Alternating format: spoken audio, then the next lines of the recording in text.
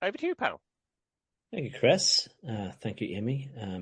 Thank you, Polly, was it, who did the reading as well? My name's Brian. I'm an alcoholic. Lovely to be here. Lovely to be a member of Belfast Recovery Group, which is now, I think, 7.5 years old. Is that about right? Give or take. Um, I've kind of just come to take it for granted, really, and it's really odd where the reminders of just how significant this group is in this jurisdiction come from. And Chris, whenever you were doing the introduction there and you were doing what we always do at this group where we offer sponsorship and whatever, I think you said something along the lines of, but if you want a sponsor, you'll have one.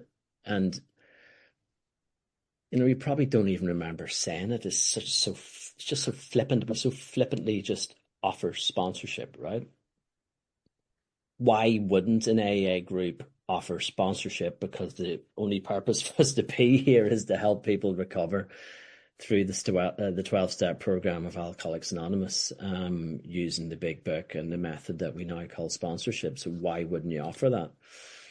Um, I guess it's just really important for me to remember where I came from and my AA experience. And not only was I not offered sponsorship, I was encouraged not to be sponsored.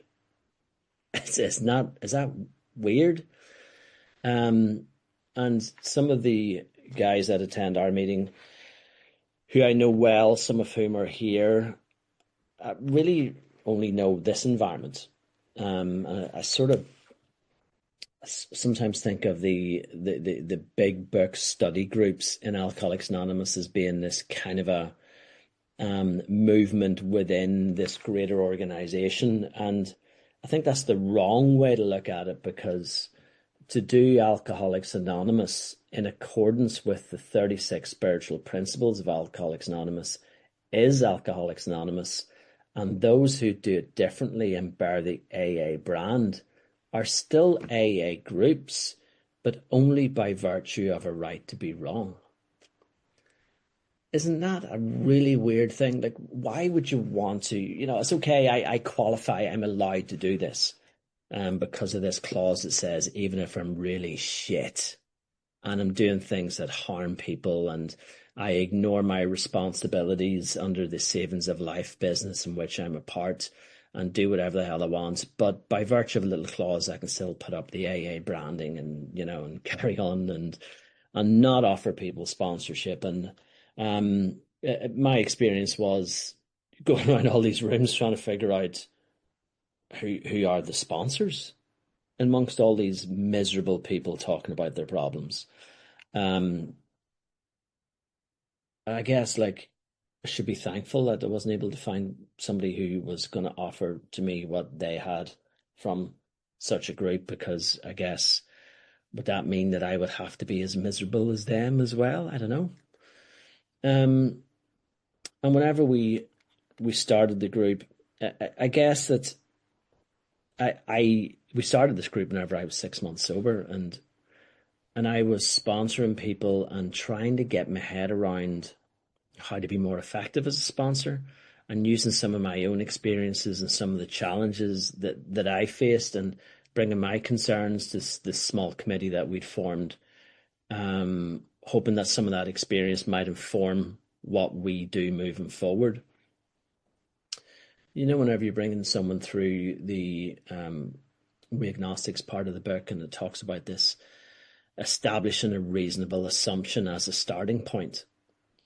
And I refer to that because that was the penny dropping moment for me, because I guess the reasonable assumption that I was encouraged to find as a starting point towards my laying aside prejudice and giving the spiritual life through the 12 steps a go was to assume that my sponsor, who used to be a nutter, worked through the program, recovered, and now lives a good life.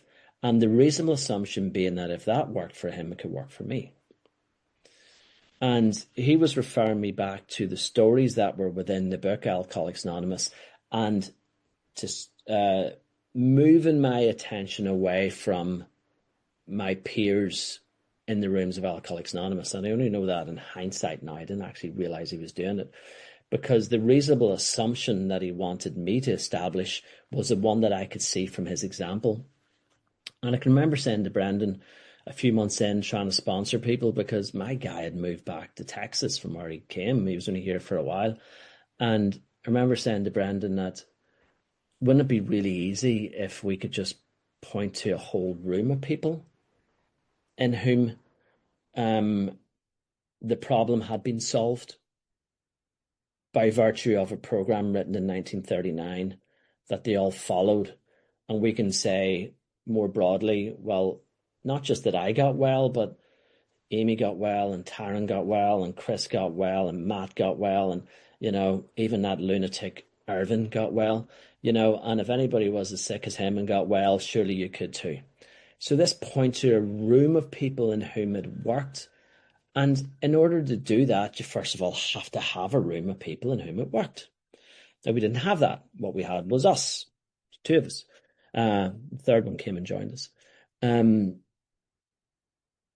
So we just sponsored, and we sponsored, and we sponsored, and we sponsored, and we did what it says to do in A Vision for You. And then more people appeared, and then the group of people became bigger, and then it shrank a bit and became bigger. And I guess we did AA the way AA was designed to be done. And we tried our best, often in the barrage of many errors and the consequences of which followed, tried to hold ourselves accountable to the 12 traditions of Alcoholics Anonymous, with no mentors as such to guide us through it, just with a trial and error approach of reading the literature, trying to understand what it means and applying it to the group, because we're in the freaking saving of lives business. And I can assure you, I don't know, randomly, Jules, if you had come into one of our rooms and I had to give you some of my wisdom, then your experience in Alcoholics Anonymous would have been very, very different, rather than my colleagues of the group and I given to you what we'd learned from the program. So, all right, so we did that, and we did that lots, and lots of people got well, and that's how Alcoholics Anonymous works. So maybe I shouldn't take it for granted as much as I do, because we've been doing it for a few years now, and there's lots of people here. And if somebody phones me up looking for a sponsor and maybe I'm not available, I'm thinking, okay, well, which one of a dozen people might I refer them on to? Or more. Whereas at the start, we're just like, oh man, what are we going to do? Like, there's all these people need help, and we don't have enough resources to get around them. So I'm grateful for that. I'm grateful to you. I'm grateful to each and every one of you for helping me be a better sponsor and giving me an environment where I can help other people to get well by pointing out to them your example, not just mine. So thank you for that, and thank you, Belfast Recovery Group, for being what it has become. As faulty and wonky as it is, with as many errors, because we're people, and I don't know, I guess we tend to get things wrong too. All right, so tonight we're going to talk about Tradition 6. Thanks for coming back, everyone. I usually expect the numbers to drop off significantly in Tradition 6 because it's boring. Come back next week. Tradition 7's brilliant. We have a lot of fun with that one because it's read out in every meeting. Everybody thinks to know what it means. I certainly thought I knew what it meant. And then, you don't really have to give any money, but if you do, it's fine. Throw a pound in the thing. But we're going to rip that shit apart and actually put some numbers down and actually put some estimations and what we think people should be spending or whatever. And yeah, you're going to hate it. It's going to be brilliant. So come along for that. But, we do need to go into Tradition 6 as well, because as boring as it may well seem, it's actually very, very important. All right, shall we do a wee bit of a recap, though, because we're kind of at this halfway point. Let me just bring up this graphic that will be familiar to most of you. Never very good at doing this, am I? Let me see if I can do it this time. Okay. Does that fill the screen? All right. Okay, can you see that? Okay, cool. So these are the 12 traditions listed horizontally from left to right. And I'm put into these color-coded groups. And we're going to go through each group one at a time. So we started off with the groups in the traditions in the royal blue. So the first one and the 12th one. So why do we have the 12 traditions? Well, just to recap in the forward to the second edition, which for anyone who wants to see a brief overview of the AA story, that's a good handy way to get a look at it. And it tells the story of a time at which Jack Alexander wrote this compelling article in the Saturday Evening Post about Alcoholics Anonymous.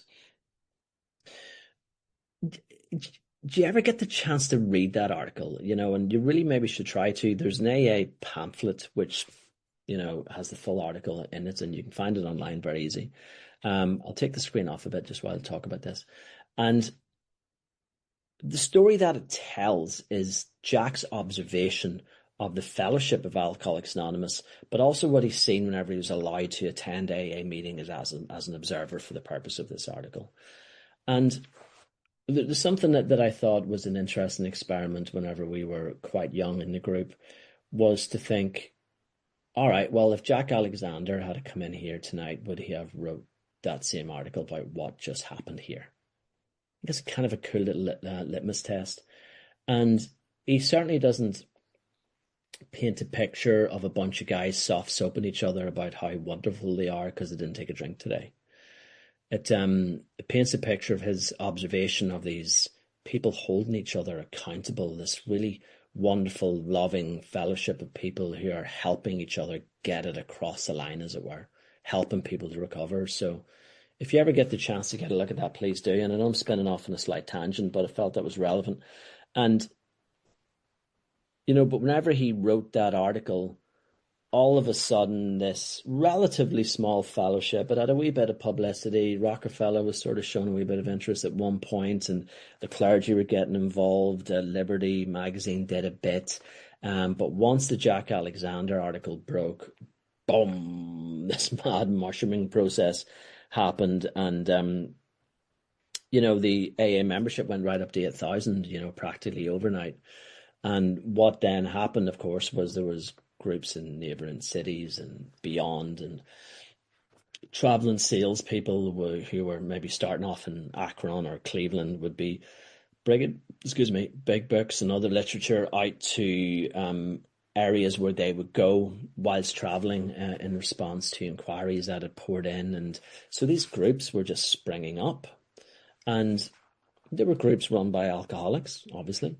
And I remember whenever we had our physical meetings, we would usually try to go for coffee after the meeting on a Saturday morning, and trying to get 3 people to agree where the frig we're going to go for a cup of coffee. So you can imagine what it was like with these groups that had just opened up at the back of a church hall and, the arsehole of nowhere and whatever. And, all incredibly earnest people trying to do the right thing. But the groups were just so different to each other. And in the absence of rules or guidelines or whatever, they just kind of established their own. I guess it seemed reasonable. And it was maybe things like, we prefer a higher class of alcoholic in this city. We don't really want the ones that are living on the streets. Or if you come here, maybe you can wear a shirt and tie or whatever. And like all these crazy little rules that have sprung up. And if you'd have taken the rules from each and every one of those groups and compiled them all together, it would certainly not be possible for me to join, and certainly not possible for anybody in this screen to join, because there were just so many of them. And that of course was problematic in and of itself, but the real concern that the guys had was that there was no unity here. The questions they asked was, could these large numbers of erstwhile erratic alcoholics successfully meet and work together? Would there be quarrels over membership, leadership, and money? Would there be strivings for power and prestige? Would there be schisms that would split AA apart soon? And it turns out it was incredibly soon. AA was beset by these very problems on every side and in every group. So from that, they figured out that the need to codify a set of guidelines around which they could unify. And the unity that we're talking about here isn't that Chris, Jules, Taryn, Amy, and I all agree in every subject, so therefore we're unified, because what we're really meant to do is actually maybe have healthy debates about things. But we have to unify around a common purpose. And Page 17 of the book Alcoholics Anonymous describes that common purpose much better than I could, and we don't have the bandwidth to go into that in much detail today, but the gist of it being we unify around the program of Alcoholics Anonymous. And we join in brotherly and harmonious action in taking that program out, standing shoulder to shoulder, ridding the world of alcoholism one drunk at a time, whatever way you want to word it. But the subject matter around which we unify is the book Alcoholics Anonymous. So if you go into AA meetings that don't talk about the book Alcoholics Anonymous, I don't know what the hell that is. I don't know what that is. I know, but it's not bringing unity, but even within big book study groups, when sharing, if you stick up your little hand and whenever you're invited to share, you just maybe talk about what happened in your church today and your charismatic pastor said this, that, and the other, whatever. I don't dispute whether any of that was useful in your life or not. That's amazing, but that's not why we're there. The National Association of Stamp Collectors, you always get a mention. I don't know if they exist or not, but if you were to attend one of their meetings for to say, I'm here to talk about my collection of James Joyce novels, they would probably say, that's a wonderful thing to collect, but we don't do that here. We talk about stamps. Is that not pretty obvious? But would it not also be obvious then that a group of people calling themselves Alcoholics Anonymous would talk about Alcoholics Anonymous? Is that fair enough? But that's the subject matter around which the 12 traditions were designed to have us unify. And the method by which we unify around Alcoholics Anonymous is in tradition 12. Anonymity, meaning the spiritual principle of anonymity, i.e. the placing of principles before personality. So I lay aside my ideas, my principles, whatever I think is right, in favour of focusing on the 36 principles of Alcoholics Anonymous. I'm looking at all the traditions on the screen. With at least 5 or 6 of them, I know I've got better ideas. I don't just think I've got better ideas, I know it. Such is the level of my arrogance. So these traditions are here to protect you from me. I'm entitled to have those views and opinions, and we can argue about them, over coffee sometime. But whenever I'm in the rooms of Alcoholics Anonymous, my job is to unify. My job is to make sure that the new guy who's coming in is hearing consistency from me to the other members of the group, whatever. And although our experiences might be slightly different because they are experience, the essential essence of what we're here to achieve remains the same because I'm placing the principles of Alcoholics Anonymous before my personality. We've covered the pale blue section as well, where we looked at the authority in great depth on tradition 2. We went into 2 meetings on that, and the third one in my absence. We've looked at membership, which essentially means you can be a member. If you're an alcoholic and you wish to recover, I don't care about your colour of your skin, how much money you've got, and whatever other things. There are no rules to the membership, but the guidelines state that you're an alcoholic. You don't just join because, I don't know, you're on the Atkins diet and therefore have a desire to stop drinking. You join because you're alcoholic. Again, that seems like stating the obvious, but the third tradition, the short form, has been bastardized that much over the years that I don't even know what it means anymore. And then we looked at autonomy, which doesn't mean you do whatever the hell you want, but it invites us to come up with customs. Customs that empower the group to take the message of tradition 1 through its group conscience, whose authority was explained in tradition 2, to come up with a level of autonomy in terms of the way that it carries the message, which then makes it its message that it carries in tradition 5. Now, if you want more details on those, I understand that these have been recorded, so I'm sure you can get access to those if you want. But we're going to go on to the very fun and very interesting tradition 6. It's not really boring. I didn't mean to say that at the start. Maybe I did. But what stands out about it is it's certainly longer than the other ones. So why don't I read tradition 6 out in the short form? It reads, every AA group ought never endorse, finance, or lend the AA name to any related facility or outside enterprise, lest problems of money, property, and prestige divert us from our primary purpose. In the long form, our AA experience has taught us that problems of money, property, and authority may easily divert us from our primary spiritual aim. We think therefore that any considerable property of genuine use to AA should be separately incorporated and managed thus dividing the material from the spiritual. An AA group as such should never go into business. Secondary aids to AA, such as clubs or hospitals, which require much property or administration, ought to be incorporated and so set apart that, if necessary, they can be freely discarded by the groups. Hence, such facilities ought not to use the AA name. Their management should be the sole responsibility of those people who financially support them. I'm not done yet. For clubs, AA managers are usually preferred, but hospitals, as well as other places of recuperation, ought to be well outside AA and medically supervised. While an AA group may cooperate with anyone, such cooperation ought never go so far as affiliation or endorsement, actual or implied. An AA group can bind itself to no one. It's a wordy one, isn't it? I want to just pull it apart and look at it from a few different angles, really, on this particular one. I think what we'll do is we'll spend a wee bit more time on the literature, perhaps, than we normally do as well, because I think there's some key points. In fact, I think I'll read the AA Grapevine magazine article, which can also be found in the Language of the Heart book. But let me just bring it up on the screen so everybody can maybe follow along, and then we'll pick it apart after that. All right, you guys got that? All right, so the sixth tradition of our 12 points of AA tradition is deemed so important that it states at length the relation of the AA movement to money and property. Too detailed to print here, this tradition declares in substance that the accumulation of money, property, and the unwanted personal authority so often generated by material wealth compromise a cluster of serious hazards against which an AA group must ever be on guard. Actually, why don't we just pause there and then we'll dip back into it, because we could get lost in the words here.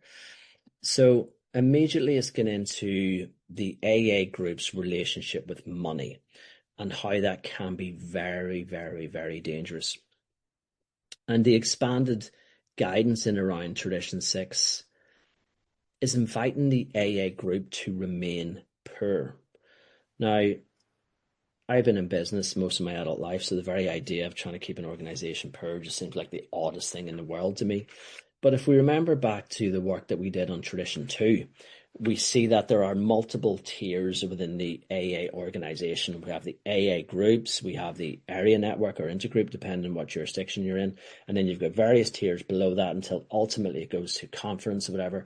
And then we have obviously the World Service across in New York. There's all these parts of AA, and within that you have things like the prison service and different outreach works that AA would do, whatever. So whenever it's talking about staying poor, it's talking about the, in this context anyway, the AA group staying poor.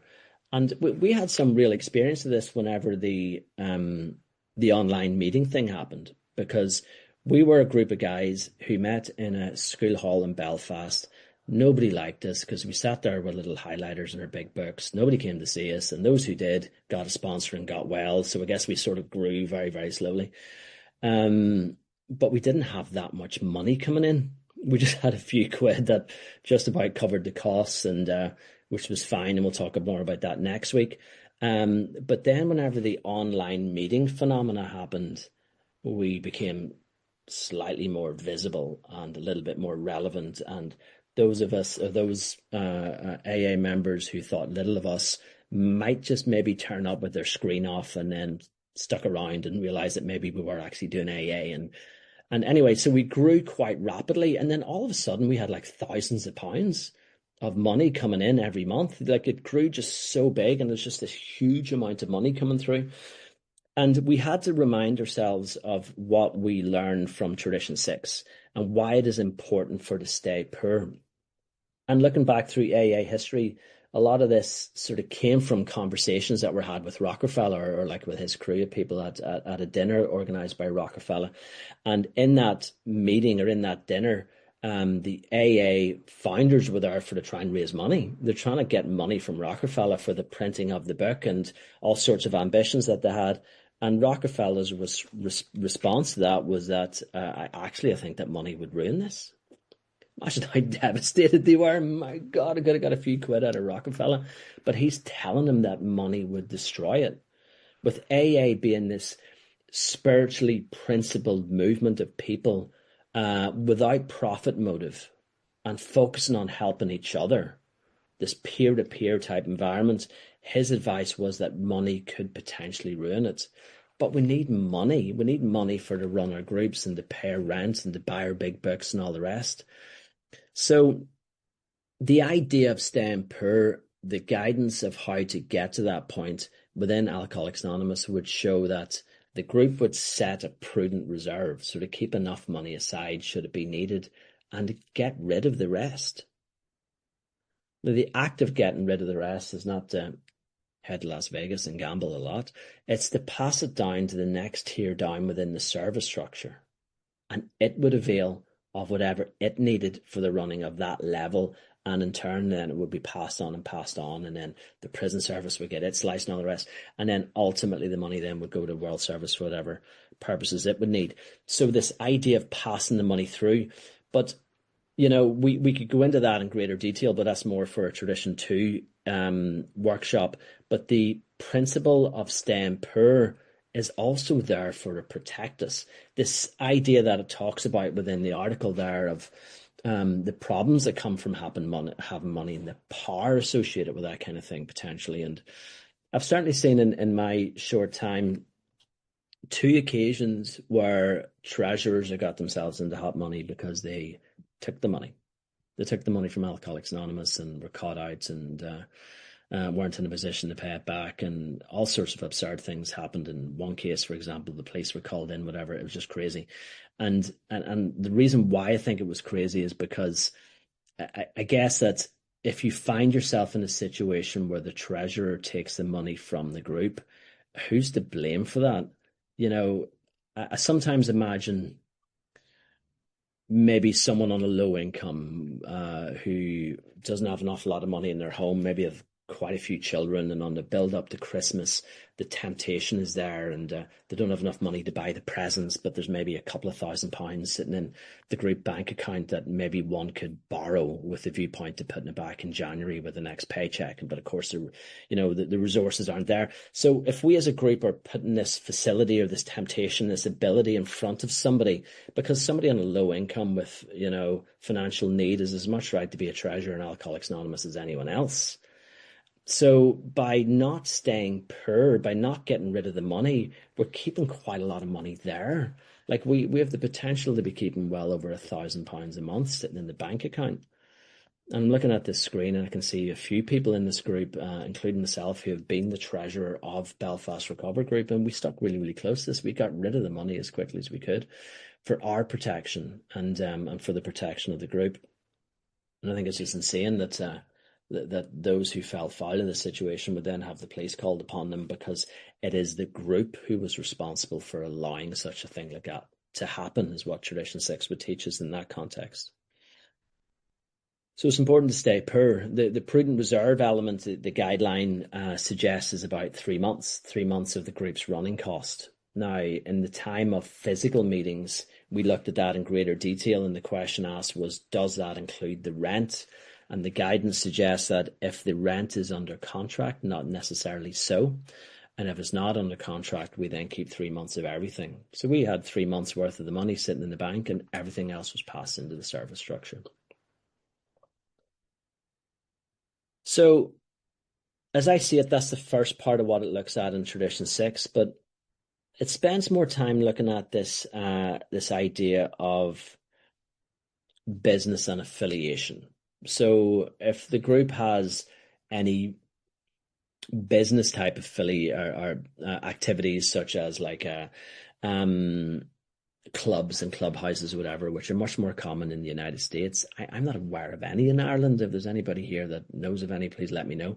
But in those kind of situations, what you would find is that some members of the group may well set up a clubhouse, so a place where alcoholics could go and spend time and talk to each other, whatever. But those organizations ought to be separately incorporated. They may well be members of Alcoholics Anonymous, but they're not Alcoholics Anonymous initiatives. They must not bear the AA brand. And what they do in terms of raising funds and all the rest, that's entirely their business, but it must be kept separate from Alcoholics Anonymous. And Alcoholics Anonymous cannot affiliate with those organizations. And that point is very, very clear. But affiliation goes much more broadly than that. And I was invited to a convention back in the time of physical meetings in the United States, and a friend of mine was attending that, and this invitation came in the post. And it had a raffle, a fundraising raffle on the third day of this convention, according to this thing. And it was sponsored by an organization who was supplying a TV, which was the prize in the raffle. So you look at that, and that's like this direct affiliation, this direct link between this AA convention and this electronic store that was well known. You know, these kind of, you know, it was printed in this thing and circulated. It was like such a massive oversight, and how that wasn't spotted is beyond me.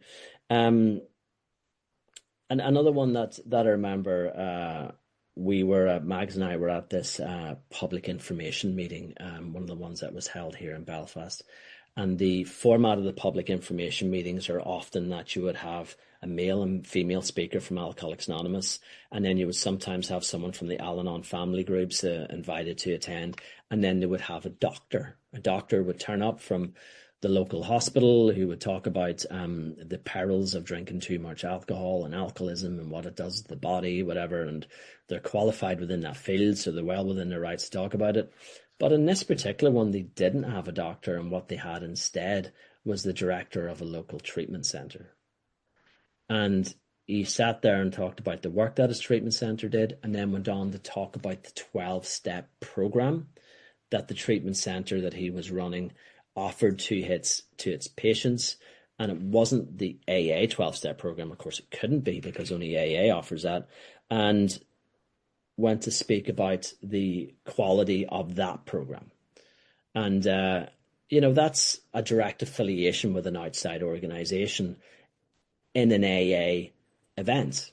So that kind of affiliation, of course, Tradition 6 would have us guard against as well. And, well, let's have a look at another one. I guess it comes up quite a lot for me. And I sponsor a few people who also work within the alcoholic treatment field. I'm not sure if any of you guys have that experience. And that tends to bring its challenges as well. We're looking at the 12 Traditions illustrated pamphlet on Tradition 6. And it goes into a few different aspects of it, but I want to focus on this guy with the two hats here in the middle. And it says, AA members employed by outside agencies wear two hats, but Tradition 6 cautions any such members against wearing both at once. On the job, they may well be alcoholism counsellors. They are not AA counsellors. At AA meetings, they're not just AAs. They're just AAs, not alcoholism experts. Can you imagine how difficult that must be? You know, this idea of wearing two hats. And certainly one that I was working with somebody on quite recently is one of the questions she had asked me was, yeah, but whenever I'm at my work as an alcoholism counsellor, and then someone was to ask me, could I bring them to an AA meeting? Under Tradition 6, would I be permitted to bring them to an AA meeting? And my thoughts on that were, yes, you could. You would bring them to an open meeting where you would say nothing. You would allow the other person to speak as the alcoholic, and you would introduce yourself as being there as an observer from the facility you represent in your day job, and you would separate the two. And if you happen to bump into each other in AA meetings, of course, that's a very, very different story. So there's all sorts of difficulties with that, but if that drifts into affiliation, then that's where it sort of lands us in trouble. And I like the terminology where it says such cooperation ought never go so far as affiliation or endorsement, actual or implied. So the implication of the action, if it was done otherwise, would imply some form of affiliation between the two organizations. I suppose the 12-step treatment centers is a good example of how that could become quite difficult. I went to a 12-step treatment center, and Whenever I seen it was a 12-step treatment center, I wanted to get out of it really quickly because I thought it was part of AA, because of the 12-step branding. And of course, it's very, very different. And I guess we talked about this part briefly last week that I want to touch on again from a different angle on the forward to the third edition. At the bottom, it says the basic principles of the AA program, it appears, hold good for individuals with many different lifestyles, just as the program has brought recovery to those of many different nationalities. The 12 steps that summarize the program may be called "It does pass us in one country, le does a tap in another," and so on and so on. But the point I'm focusing on here is where it says the 12 steps that summarize the program. And I think there's a misconception that the 12 steps, as you've seen them laid out on the wall, are the AA program. That is not the case. That is completely erroneous. The 12 steps as outlined on the wall of AA can be used for many different things in many different organizations. And treatment centers often take those 12 steps and adapt them to a program of their own preference. But the AA program is the program as outlined in the big book from the title page to 164 and associated appendices. And it is summarized by the 12 steps. So in any way, if we can associate ourselves or affiliate ourselves with a 12-step treatment center, that could be implied affiliation. And that's something that we certainly need to be careful of, and I need to be careful of. And it can just happen so subtly. Like, often whenever I'm telling my story, like my story had me go to a treatment center for a detox. And that's fine where it's relevant to tell that story. There's no reason why I shouldn't. But as I look on the screen and I see lots of my group members, I challenge any of you to tell me the name of the treatment center I went to. We'll never mention it by name, because I guess some people might think because I do a bit of service in the group and I sponsor some folks that maybe that is a good treatment center. As evidenced by the fact that I recovered or whatever. And that's something that I need to be very, very careful and keep very, very far away from, because I guess that's an implied affiliation. I guess one that I really struggled with whenever I first started coming to AA was, again, something that can happen quite easily, is the general conscience of the group. Remember, we talked on Tradition 2 about what a group conscience means, and it's not like those little meetings, those business meetings. The group conscience is the general feel within the group. And I've gone to quite a few meetings that maybe have a general feel that they are mostly populated by people of one religious preference who wish to talk about the religion quite a lot. And in many ways, that kind of affiliates it in an implied way. Well, that's the Catholic meeting up the road, or that's the Islamic meeting down the road, or whatever. And whenever I'm in the meeting of Alcoholics Anonymous, whether I have a religion or I don't, I'm not there to talk about that, because if enough of us were to talk about our own religious viewpoints and they aligned, then we're drifting away from the primary purpose. We're drifting away from the reason that we're there. And there's an implied affiliation will come off the back of that. I'm rattling through these examples quite quickly, Chris, because I'm conscious of how quickly the time's gone. Then I'll do a quick reading. One that's sort of, I don't know, it kind of sticks in my throat a wee bit. What is alcoholism in terms of how medicine would view it? You know, is it a disease? Is it an illness? Or what is it? I don't know. I have absolutely no idea. I know that there's medical associations attached to various jurisdictions that say that it's a disease. And there's medical associations attached to other jurisdictions that don't say it's a disease. But the big book calls it an illness, an allergy, and a malady. So whenever I'm in Alcoholics Anonymous, I mustn't have any affiliation with the opinion on any medical organization. I only talk about what Alcoholics Anonymous refers to it as. Is that my way of saying it's not a disease? Not at all. It's my way of saying on that subject, I have no opinion. I refuse to make an opinion as to whether it is or it isn't. Okay, just finally one point, I guess, Chris, before I do the reading, is about the challenge that came up whenever the online meetings came live. And I guess if we were if we were looking at meeting locations, and we were meeting in St. Patrick's Church. For us to say that we're Belfast Recover Group, whose address is St. Patrick's Church, is not an affiliation with St. Patrick's Church. It is just the location at which we meet.